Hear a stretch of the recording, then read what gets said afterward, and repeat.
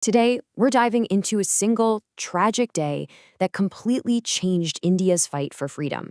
And it all boils down to a few really chilling details. Okay, so I want you to picture this. You're in a big open public garden. But here's the thing, it's completely walled in, and there's just one way in and one way out. Now, let's fill that space. We're talking thousands of people, men, women, even children. And you have to remember, they're there peacefully. They have no weapons. So you've got this scene, right? One exit, thousands of completely unarmed people, and the thing that turns this peaceful day into an absolute nightmare, well, it was just a single command. What we're talking about, of course, is the Jallianwala massacre. This all went down in a garden with that very name, right in the city of Amritsar. The date was April 13th, 1919. A British officer, a guy named General Dyer, shows up with his troops. And what he's about to do, it's going to change everything. So you got to ask, right? Why were all these people even there? What was so important that it brought thousands of them to Jallianwala Bagh on that specific day? Well, they were protesting. See, the British had just passed this really controversial law called the Rowlatt Act. And this thing it was bad. It basically let the government lock up anyone they suspected of anything, with no trial. For a lot of Indians who had just helped Britain in World War I, this felt like a total slap in the face. So getting together in the garden, that was their way of saying, hey, this isn't right, but peacefully. And this is where you see the huge, tragic mismatch, right? On one side, you have regular people just peacefully making a point, and on the other, you have an armed battalion of soldiers ready for a fight that the protesters never, ever wanted. Okay, so this is it. The point of no return.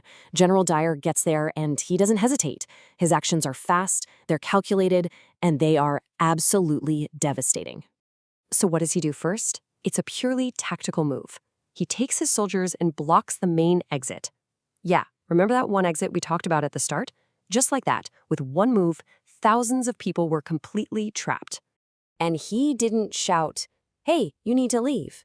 Nothing. No warning at all. No chance for anyone in that crowd to realize what was about to happen and get out. Absolutely no warning was given.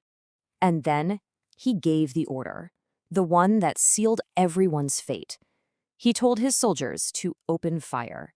Just open fire, right into that packed crowd of unarmed people. What happened next was just pure horror. The bullets didn't care who they hit. Men, women, kids, it didn't matter. In the chaos, hundreds of innocent, unarmed people lost their lives.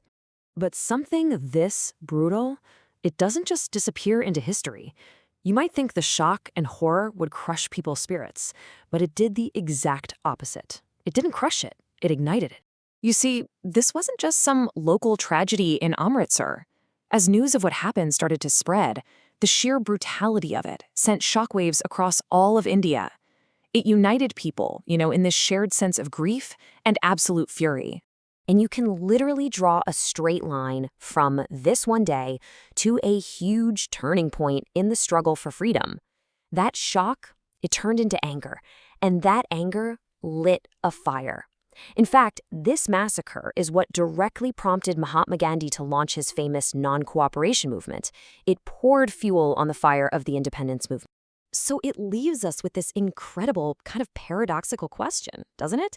I mean, this whole thing was meant to be a show of force, right? To scare people into silence. But what it actually did was the complete opposite. It showed everyone just how morally bankrupt the colonial system was, and it brought millions of people together, turning that fight for freedom into something truly unstoppable.